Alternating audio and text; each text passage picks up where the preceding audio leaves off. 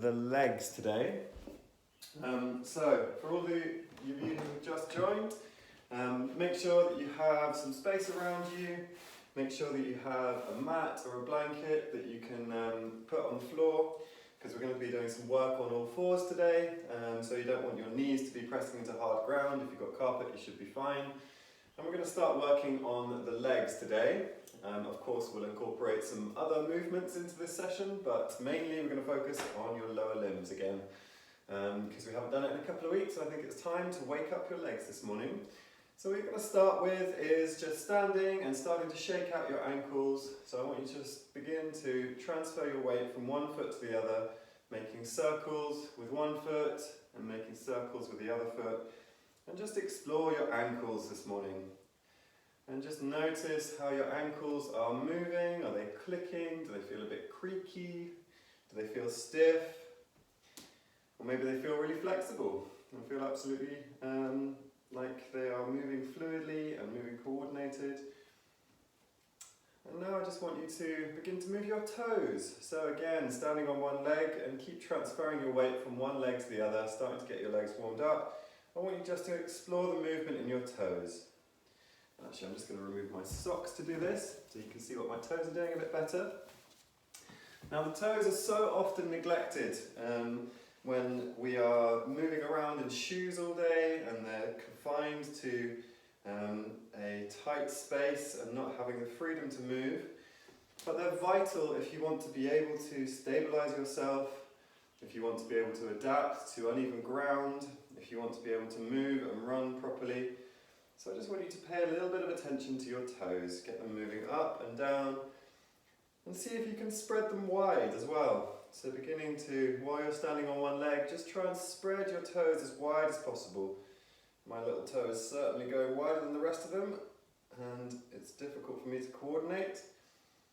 But if you can start to learn how to use your toes and separate them out, you will find that your ability to balance and stabilise yourself on the ground improves. It also will lift your arches if you start to get your toes strong, because the small muscles that control your toes, particularly in bending down, they actually run underneath your arch and attach onto your heel. So for those who are struggling with overpronation or pain in the knees, working the toes is vitally important. So, now your toes are warmed up, what you're going to be doing is keeping your toes stuck to the floor, and the movement that I'm doing, I'll just bring you a little bit closer, is I'm pronating and supinating my feet. And what that means is I'm dropping my arches downwards towards the floor and then lifting them up again. So my toes are still stuck to the floor, but I'm just feeling how I can lift those arches and roll my ankles in and out, starting to get them warmed up and coordinating with the ground there. And this is a very important movement to be able to coordinate, because it affects the entire lower limb as you're doing so. So starting to roll those feet in and out. And as you're rolling those feet in and out, just pay attention to whether it's easy for you, whether you're able to keep your toes on the ground as you're doing so, or whether they're wanting to lift up. Okay, so now coming up onto tiptoes. And we're going to be beginning to warm up the calf muscles at the back. And tiptoes, we're going to do, let's do 20 of these, starting now. 1, 2, 3, 4, 5, 6, 7, 8. Grip your toes into the floor. 9, 10, 11, 12, 13, 14, 15, 16, 17, 18, 19, 20. Fantastic. Shake them out. Good. So hopefully your ankles and your feet are feeling a little warmed up now. We're going to begin to work on your balance next. And the balance we're going to start with is just standing on one leg and gently swinging the leg at the knee.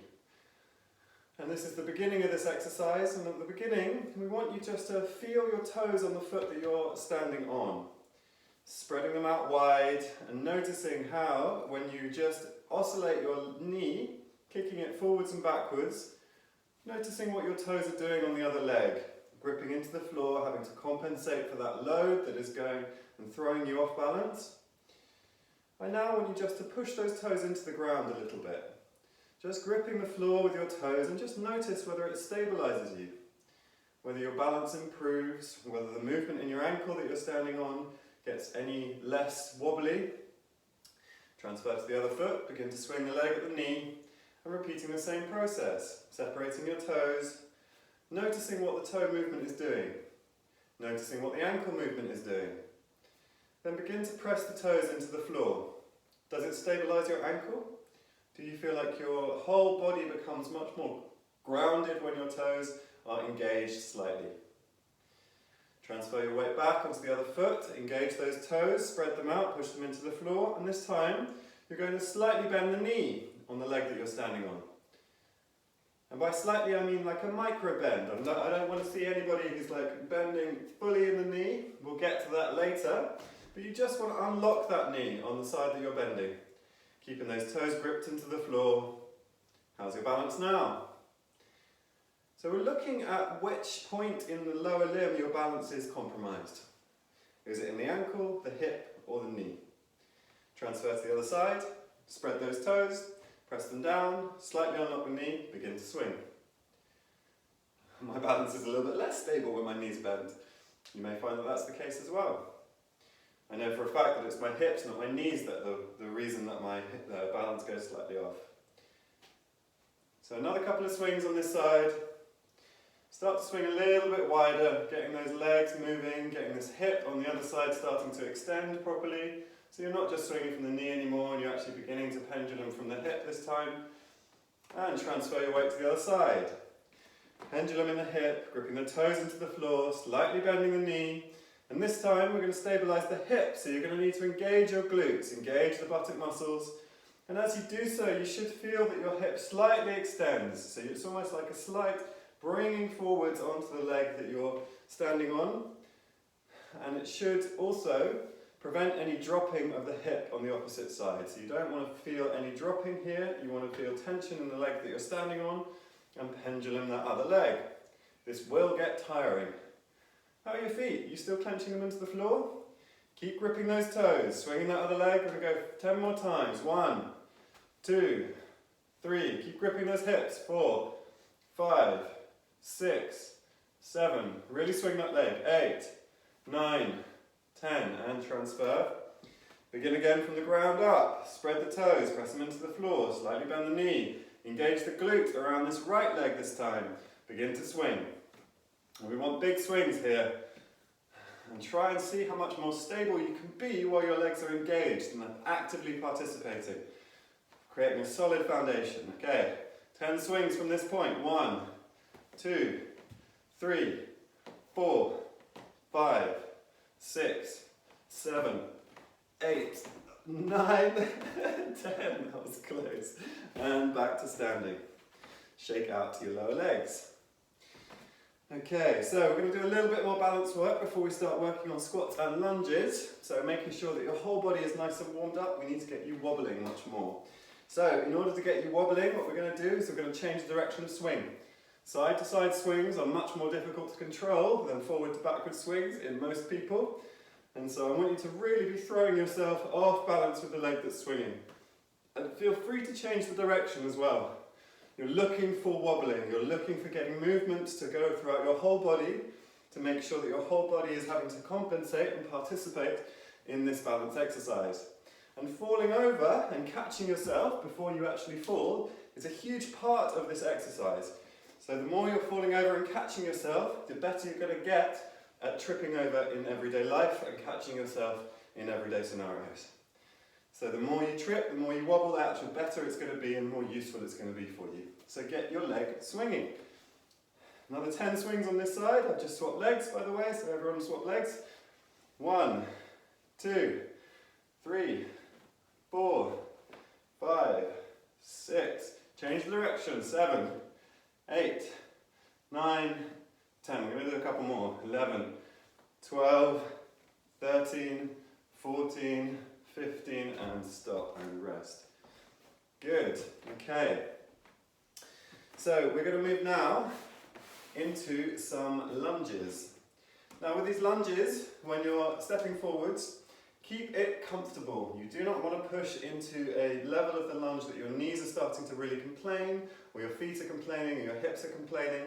Keep it at a level that's comfortable for you, and make sure that you're able to do at that level at least 20 repetitions, because we are going to do 20 repetitions on each leg.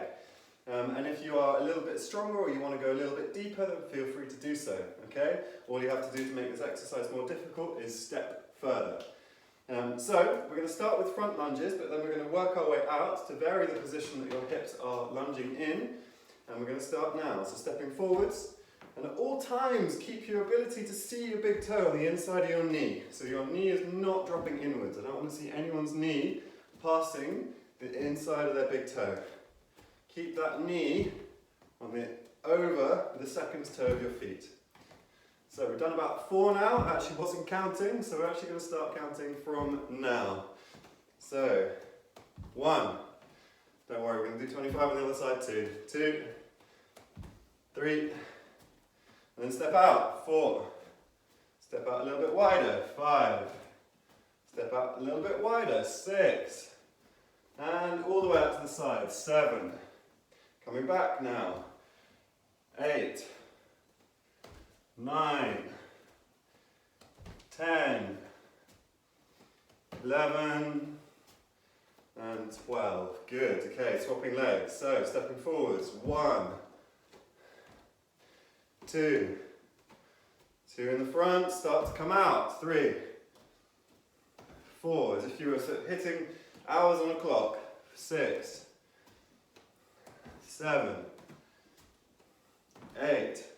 Getting closer to the side now. 9. Keep an eye on that big toe. 10. 11. And 12. Okay, jumping back to the other leg now. We're going to do 12 on the other side. So 1. 2. And the variation is absolutely fine. It is just hitting your hip in loads and loads of different places. 4. 5. 6. Keep it comfortable. 7, 8, 9, 10, 11, and finish at the front. 12. Switch to the other leg. 1, 2, 3, 4. Start to gradually go outwards. 5, 6, 7, 8, find where you're weak as well. 9, 10, those are the places you want to work most. 11, and finish at the front. 12, fantastic. Come back, shake out your legs, and we're going to go into a roll down to open up the spine, just to give your legs a little bit of a break for a minute. So, standing, deep breaths. We're going to take 5 deep breaths before we go into the roll down. So, breathing in deep from the abdomen if you can. 1, 2. In through the nose, out through the mouth. 3, 4, 5. Okay, now coming into a roll down, tucking in the chin and slowly dropping the head down. Knees slightly bent, feet in contact with the floor. Relaxed in your shoulders. Feeling the stretch, descend the spine. Going down vertebrae by vertebrae. Relaxing the head, keep checking in on the head, it will want to look up, and I just want you to not, just keep that head nice and relaxed. Relax at the bottom as well, and just feel that stretch in your hamstrings at the bottom there.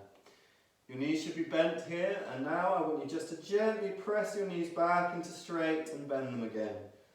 Repeating this 5 times. 2, 3, starting to wake up your hamstrings. 4, if you're getting pins and needles, you're pushing too far, push your butt towards the sky a bit more.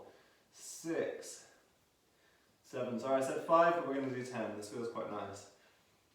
8, 9, so lifting your hips towards the sky. 10, Great. Okay, now with the same kind of movement, pushing away from the floor, straightening your legs, but starting to come up. And as you come up, as your knees are straightened, make sure you engage your glutes, engage your hip muscles to bring your spine back on top of your pelvis. Rolling back up, vertebrae by vertebrae. As you come to the chest, just lift it towards the sky and place your head on top of the stack. Take a deep breath. And for those who are lightheaded, if you try and tense your body and push the blood back up to your head, it will prevent that lightheadedness from getting too much for you. Okay, so now we're going to go into a couple of squats. And for these squats, I want them to be a nice width. So we're talking slightly wider than your shoulder width. And for those who are struggling with squats and their knees start to bother them, sit back into it as if you're sitting down on a chair. This will be much kinder to your knees than just going straight down. So for those who are comfortable with a squat and want to make it more difficult, feel free to widen your stance a little bit more. And we're going to begin with 10 of these. So choose your squat, keep it comfortable, and starting now. 1, 2, 3, 4, 5, 6, 7, 8, engage those glutes, 9, 10, fantastic, and rest. Shake out the legs. Next movement, we're going to incorporate the spine and the glutes, and this is going to be similar to a kettlebell swing. And we're going to begin by just warming up the lower back, starting with your knees nice and soft, so got a good bend in the knees. You're going to reach up towards the sky, and you're going to pass the hands in a large circle with your knees nice and bent around.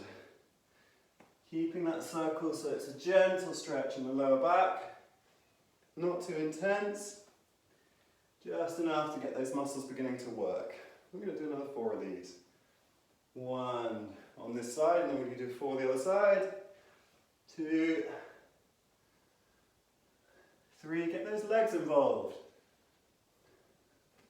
4, and coming back the other way. 1, 2, 3, got a nice click in my back then. 4, fantastic. Okay, coming back to standing. The next exercise, for those who've ever done kettlebell swings before, we're going to do that but without a weight. So arms up in front of you, knees nice and soft. And you're going to be swinging your arms in between your legs, allowing yourself to look between your legs, and this is going to facilitate a little bit more spinal movement. When you come up, you're driving from the hips, so you're using the hips to thrust forwards. Rather than just coming up from the back, you're trying to coordinate the back and the glutes together. When they're working together, that's the strongest your back can be, especially when lifting. So try and concentrate on getting the glutes to be fired up. So, starting here, I'm going to do 10 of these. So, swinging in between your legs. Engage the glutes. 1, 2, 3, 4, 5, thrusting out a bit. 6, 7,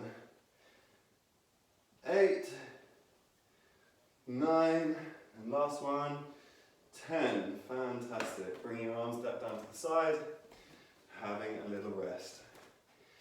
The next exercises we're going to do are going to be a bit more coordination based, and they're going to be for the hips.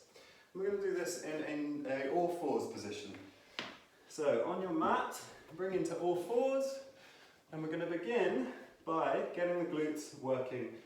So, in order to get those glutes working, first find a comfortable position where your wrists are not going to complain.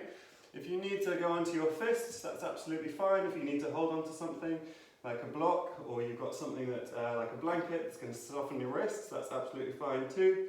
Or just take a break if they get tired. So the next exercise, you're going to start kicking back, keeping your hip and your knee at 90 degrees. So kicking back straight, and then we're going to kick out to the side. So for those who can't see that out to side movement, that just looks like kind of like a dog peeing. And so We're going to do 5 of each on each side, see how we feel, and then we may repeat some more of these because they're great for the hips. So, kicking back, 1, kicking out to the side, 1, kicking back, 1, kicking out to the side, 2, that was 2, sorry, not 1, 3, 3, 4, 4, 5, 5, next leg, kicking back, 1, out to the side, 1, 2, 2, get height, 3, 3, 4, you're trying to engage the glutes here, 4, 5, that actually felt fine, so we're going to do another 5 on the other leg. So kicking back, trying not to arch too much in the lower back. I don't want to see that much arching going on. Try and keep your core stable so you're tensing in the abs while you kick back with the legs. For these next 5, make sure that there is tension in the core. Okay, tense that core and go. 1, makes it more difficult, right? 1, 2, 2, 3, 3, 4, 4, and 5. 5. Good. Next leg. Keep that core tense. 1, 1, 2, 2, 3, 3, 4, 4, and 5. 5. And finish. Okay, rest back into child's pose. Open up your lower back. Allow your hips to open up by separating your knees. Just rest here for a second.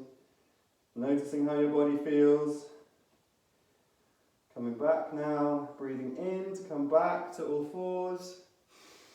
And you're going to pass the back leg over the other leg underneath you as far as you can. And we're just going to go into a glute stretch. And this is pigeon pose. So for those who are struggling to get the knee underneath them doing this movement, just bring the foot towards the other leg, lift that knee and put it down again. So as far as you can get it towards the other leg is absolutely fine, and it's going to be the sitting back of this movement, moving your hips back down, and reducing the distance between your abdomen and your thigh that's going to get you this stretch. So find a level that you can rotate the knee. Bring that leg underneath you and settle yourself back. If you can rest on your elbows, rest on your elbows. If you're still high up, that's fine. And we're not going to be passive in this stretch.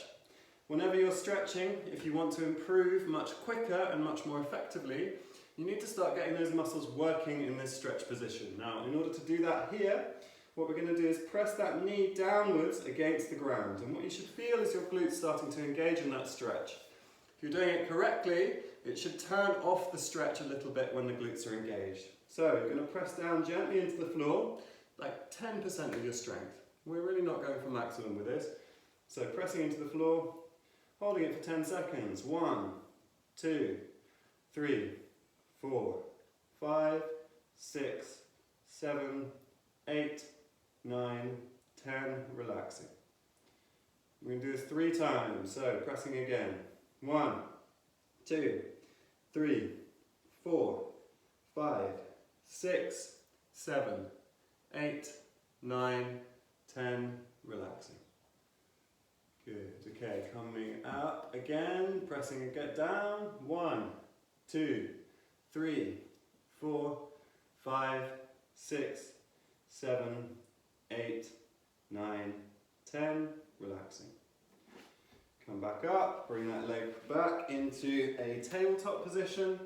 Switching legs, so bringing the other one across your body. This hip is so much looser for me for some reason. And dropping yourself back onto your elbows, moving your hips over, reducing the space between your thigh and your abdomen. Resting onto your elbows if you like. If that's not comfortable, come up onto your hands, absolutely fine.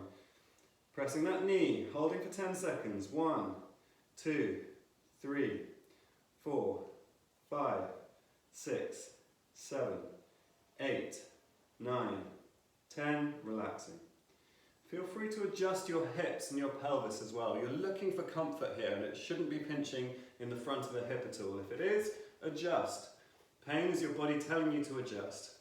Pressing again. 1, 2, 3, 4, 5, 6, 7, 8, 9, 10. Relaxing. And once again, pressing. 1, 2, 3, 4, 5, 6, 7, 8, 9, 10. Relaxing. Bring yourself back up to tabletop. And we're going to go into a cat and a cow. Before we do that, stay in tabletop, guys. I'm just going to check the time. Okay, great. We've got 4 minutes. So, tucking your chin in, pushing yourself away from the ground, rounding your spine, going into an arch position here. Dropping back down, leading with the head, looking up towards the ceiling. Feeling the arch coming through the neck and pulling the chest through your shoulders. Allow your shoulder blades to drop, tilting the pelvis, arching the opposite way. Bringing yourself back down, leading with the head again, so pushing down. And finishing by tucking the pelvis, tailbone down, pushing away from the floor, arching the spine. And this time we're going to start with the pelvis first. So you tuck your pelvis down, bringing your tailbone towards the sky. Feel how that drops your spine, dropping the shoulder blades, and finishing last with the head. Looking up. And the pelvis again. So tucking the tailbone down. Feeling that curling the spine. As that curl ascends up towards your head, you allow it to follow and just bend accordingly, tucking the chin in last. Once again with the pelvis, pushing that tailbone towards the sky, coordinating the spine from bottom up this time. As it gets to your mid-back, bring those shoulder blades down, looking up. Last curl now, so pelvis again, using those glutes, using those hip muscles, curling up, and coming back to resting tabletop. Bringing yourself down onto your knees, and this is going to be going into now a little quad stretch. So, for those who are already feeling a stretch in this kneeling position, stay here, that's absolutely fine. In order to engage the quads in this position, you push your feet downwards against the floor. That will engage your quads ever so slightly, and it should do the same thing in the pigeon that we were doing when we were pressing against the floor, so I want you to hold it for 10 seconds. For those who want a deeper stretch for the thighs, separate your knees slightly, bring your hands back and push your hips upwards. And here, we want to press the feet now into the ground, and that will engage the quads a little more. Keep it comfortable, you don't want a really intense stretch with this. This is a difficult position. So, coming into that, engaging the glutes, pushing the feet down towards the ground, and for those who are kneeling, just push the feet down. Hold that for 10 seconds. 1, 2, 3, 4, 5, 6, 7, 8, 9, 10. Resting slowly back. Coming into tabletop again. Back into a squat. And in this squat position now, you're going to gradually get your toes stretching. Keeping your hands on the floor. You should be on your tiptoes. And you just want to bring your knees gently towards the floor. And you should feel that stretch in the toes. Keep it comfortable. Pressing those toes in if you want a little engagement. Coming back into a squat position now. And allowing yourself to rest into the squat as much as you can. Feeling the stretch in the calves as you do so. For those who can't fully squat, keep your hands on the floor to balance yourself. And look for that calf stretch as you bring your heels down towards the floor. Standing up now. And coming back to a standing position. And we're last just going to stretch out the hip flexors and hamstrings. Best way to do this is come into a split stance. So coming into a split stance, and in this split stance, what you want to do is you want to try and pull your legs back together without your feet moving, gently with this one. So gradually increasing the pressure so that you're feeling engagement both in the hamstrings as you bring the heel back towards your back leg, and the hip flexors as you bring that leg towards the front leg. And relaxing down again, engaging once again, relaxing down, coming up to standing, switching legs. Again, be gentle with this. You don't need a lot of contraction in the muscles to get a good stretch. So, bringing the legs together, as if you're pulling the heel back towards the centre and the toes back towards the centre. Feeling the engagement in the hamstrings and the hip flexors. Relaxing. Engaging once again, and coming back to standing. Okay, so that's where we're going to leave it today, guys. Thank you very much for joining. I hope your legs are feeling nice and warmed up and ready for the day.